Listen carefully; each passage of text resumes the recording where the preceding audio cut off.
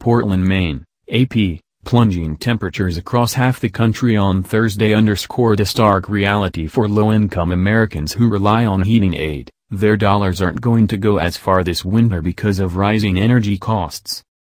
Forecasters warn people to be wary of hypothermia and frostbite from an Arctic blast that's gripping a large swath from the Midwest to the Northeast, where the temperature, without the wind chill factored in, dipped to -32, -35 Celsius, on Thursday morning in Watertown, New York.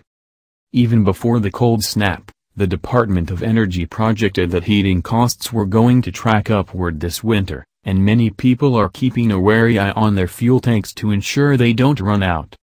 The burden caused by higher prices and higher energy usage is felt by all Americans, especially those who struggle to stay warm. Elizabeth Parker, 88, of Sanford, Maine, said she lives in fear of running out of heating fuel and remains vigilant in monitoring the gauge outside her trailer. She said she is allowed to request a fuel delivery thanks to federal aid, but only when her gauge dips to 1/8 of a tank.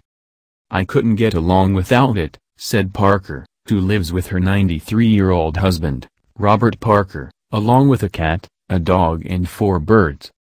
Prolonged, dangerous cold weather this week has sent advocates for the homeless scrambling to get people off the streets and to bring in extra beds for them. Warming centers also were set up in some locations. Frozen pipes and dead car batteries added to the misery across the region.